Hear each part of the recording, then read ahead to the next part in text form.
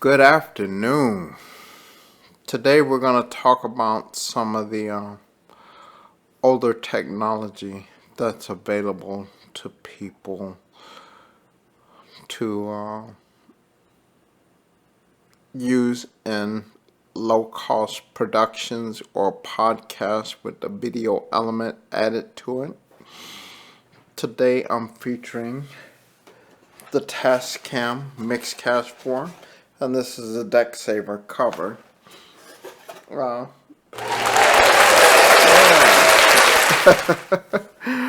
I'm also using a Roland AV mixer. It's the VR3EX, but instead of streaming live, I pre-record everything, and I record directly from the HDMI output of the Roland VR3EX into my computer.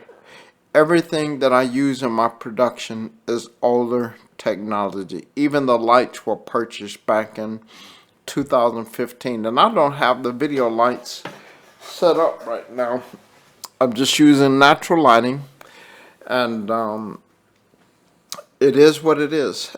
Sometimes people get in a rush and they spend several thousands of dollars. We're talking $10,000-$15,000 to do a podcast.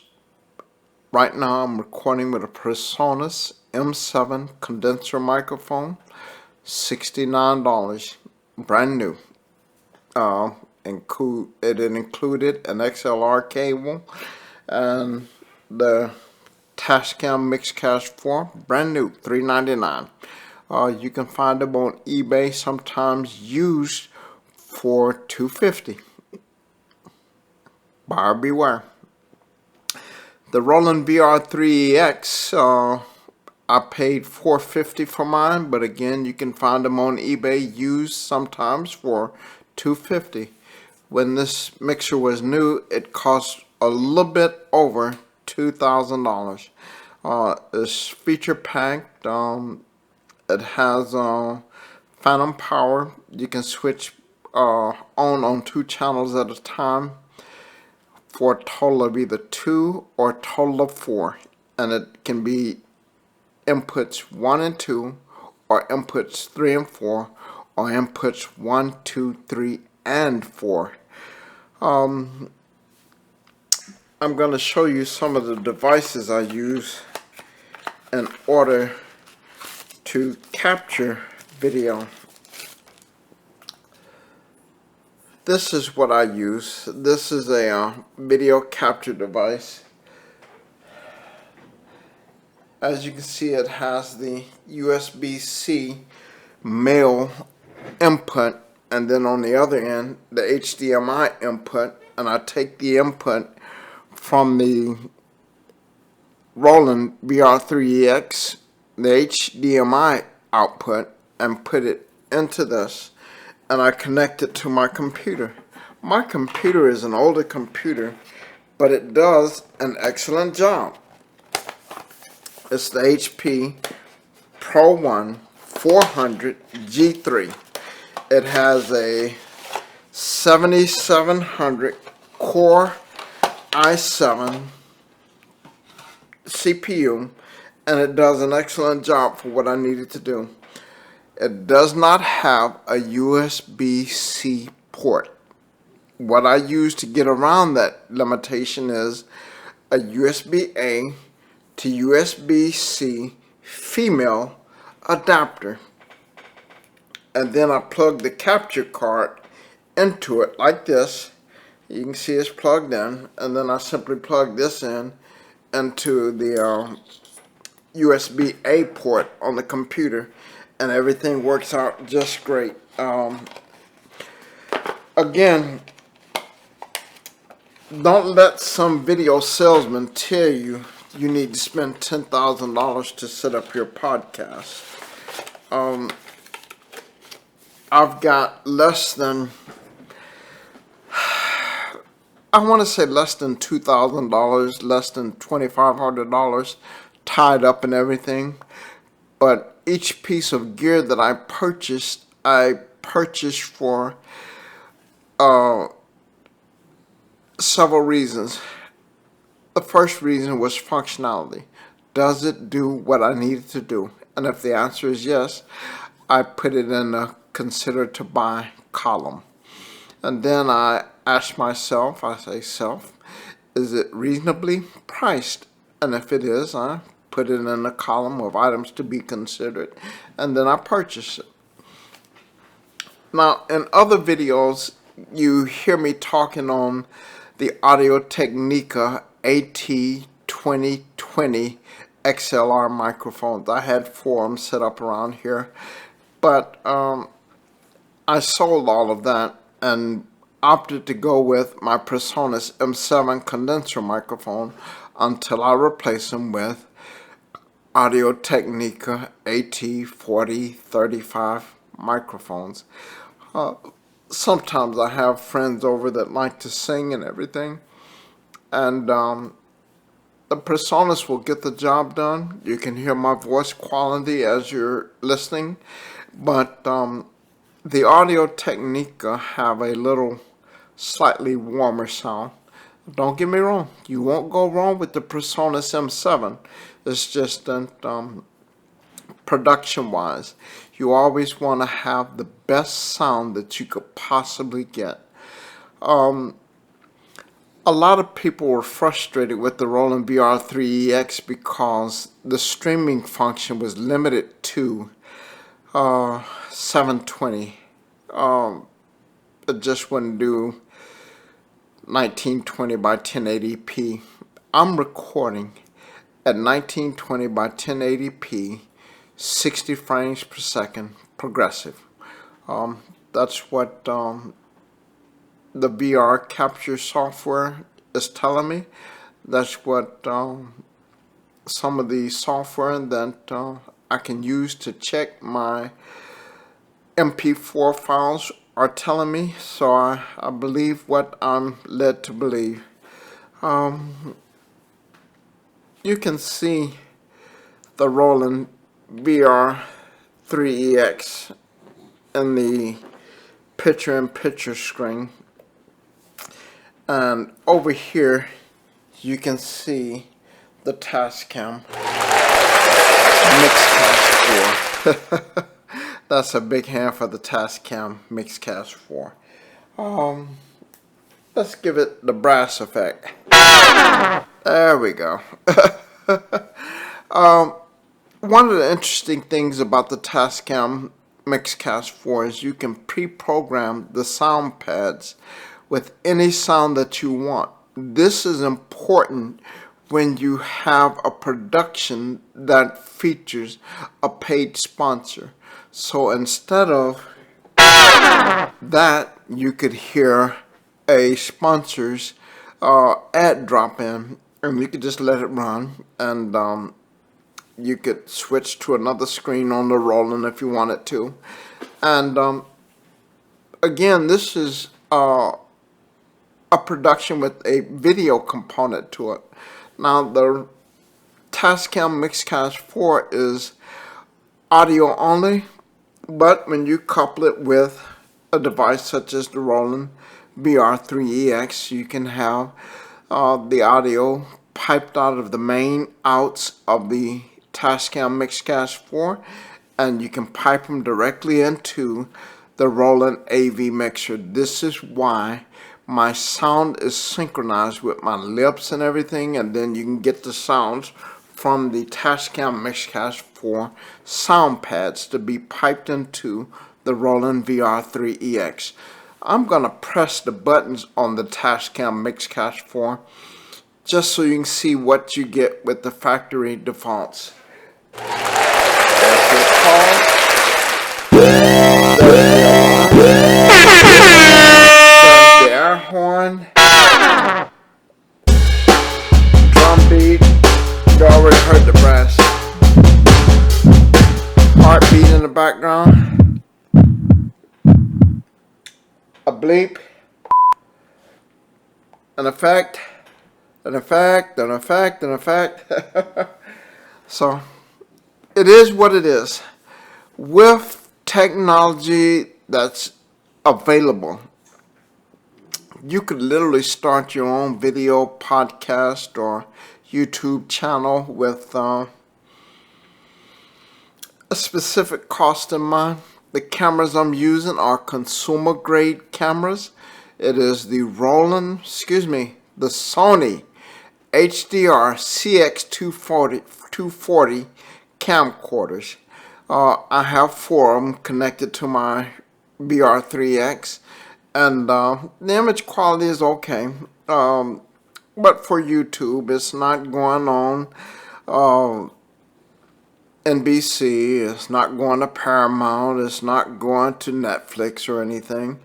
But for basic YouTube video, it is what it is. I get similar quality with my iPhone 14s. This one is the iPhone 14 Pro Max. You can tell by the 3 cameras. And this one is the iPhone 14. It's not the Pro, it's not the Pro Max. Just a plain Jane iPhone 14. I have 2 of them for different reasons. And sometimes I need to make on-the-fly videos while talking to somebody, telling them what I see. So I have 2 iPhones because I just can't record and talk to somebody at the same time. I've caught some pretty interesting footage that I had to tell somebody about while I was actually recording. Now, over here is a heavy-duty photography tripod that I own, but I don't use it for anything but static shots. For dynamic shots, you do not want a photography tripod. A lot of them are not designed to be used with video. When you tilt or pan, a lot of times the video is jerky or will introduce sounds into your video that don't go along with the video. So for less than $2,200, you could have a basic setup that allows you to record video. Now, this $2,500 I'm talking about includes the computer. Again, I have Tascam Mixcast 4 podcast mixer. I have the Roland AV mixer, model number VR3EX, and I have 4 Sony HDR CX240 camcorders. These are consumer level camcorders. They have excellent low light recording capabilities, but the interesting part is the HP all-in-one Pro One 400 G3 computer. It has a 2 terabyte Western Digital Blue SSD drive. It's a 2.5 inch model. This particular computer will take NVMe drive, and sitting on top of the HP all-in-one, you can see a Logitech Brio 4K camera. You need a computer that has at least a 7th generation Core i5 or above running Windows 10 to enable the Brio 4K camera to record in 4K mode. So that's one of the reasons why I purchased it. I have 6 other Pro One 400 G2 computers. They will recognize the Logitech Brio 4K camera, but they will not record in 4K mode. When I connect the camera to the G3 model of the Pro One 400, it will record in 4K mode. So, what do you get for less than $2,500, you get a computer with 32 gigs of RAM, 2 terabyte SSD drive, suitable for recording podcasts, suitable for writing books or scripts or screenplays or whatever, suitable for selling on eBay, suitable for recording this podcast like I'm doing this video podcast that I'm going to upload to YouTube. I don't get any drop frames. Everything is there. It records the audio. It's stable and it doesn't crash. The cameras don't let me down. They do everything I need them to do. Let me change things around right quick.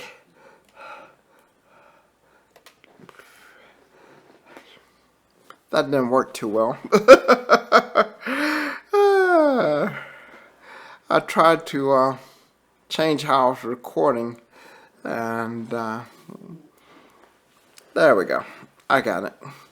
The picture-in-picture sometimes throws me off, and I'm just a one-man production. I have a friend that I want to teach how to run the mixer and the switcher at the same time, and he's in Iowa now, or close to Iowa.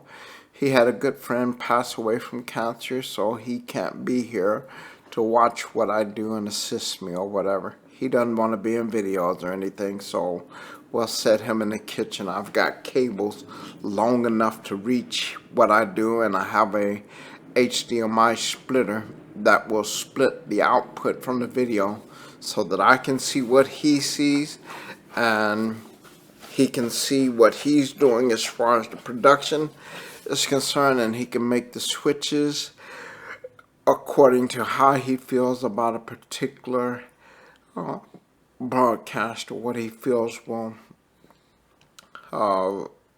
enhance the quality of the video. Now let's talk about cabling. I have 20-foot HDMI extender cables. These are not HDMI cables. One end has the male end on it. The other end has the female end on it. The reason being is because each of the Sony HDR CX240 cameras requires an HDMI to HDMI D adapter. The longest length that I could find was 15 feet. Now I simply connected into my extension cable, my HDMI extension cables, and I get a run of 35 feet. So that's what I do. Then I have 4 or 5 20-foot USB extension cables. The Sony HDR camcorders can be powered with a USB charger. You just need to be able to connect the camera to the charger so you can use a USB extension cord.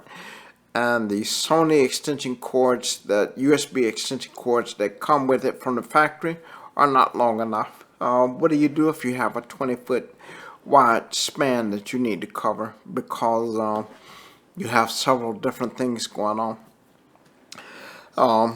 Watch news broadcasts so you can learn how to set up your shots. With it being just me, I've got all 4 cameras pointed on me. But if I was doing something akin to an interview, I would follow the format that you see on some of the national news channels. One would be CNN, the other would be NBC Nightly News. When Lester Holt is speaking with a interviewee, you see 2 headshots, and then you see a 2-shot, a close-up 2-shot or whatever, and then you might see a behind-the-scenes shot or whatever. It just depends on how they set up for the particular production. But I do not have video lights set up right now, This is just an overhead LED and a even dimmer fan light in the living room that's set up. For more serious and more professional setups, yeah, you'll spend $10,000, but for $2,500, you can get a return on your money that you'll see immediately if you can entertain people, inform people, or persuade people. That's one of the things that my English class taught me at Full Sail University. I was in the digital cinematography program, and somebody wanted to move in with me. Caused all kinds of problems. They had to leave, and by the time they left, it was too late. I was out of the program. I can't get back in the program as of lately, but I'll keep trying. Maybe I'll have success in the future. I don't have any ill will or any ill feelings or anything like that. It's just one of those things. Now, I'm going to end this video, but keep in mind, for $2,500, and a lot of times even less than that, you can have a full-blown production where you do your YouTube videos, and then you can possibly get monetized on YouTube, monetized on Facebook.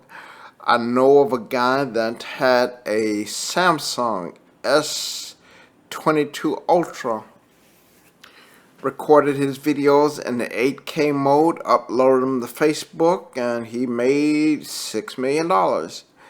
Go figure. Well, I want to end this video. You have a nice day, and keep in mind, older technology can be your friend if you just take the time to understand its limitations and its capabilities. Like I said, I got less than $2,500 tied up in this equipment. I've got professional, semi-professional tripods. These are the small rig AD01 tripods, and one is a Manfrotto tripod. I got the Manfrotto tripod from Full Sail, but like I said, somebody needed a place to stay, and I didn't think things through. I allowed them to move in, and it did not go too well. So, what's my next move? I don't know, but I'm still working on everything. I got some good news the other day. I'll share it when I get the certificate. I want you to see it, and we're just going to move forward.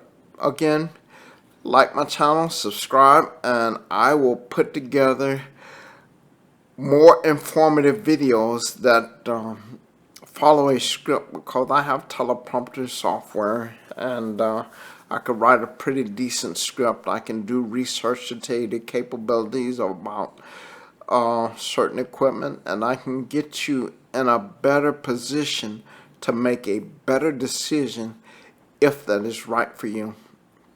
So, one of the things I like about the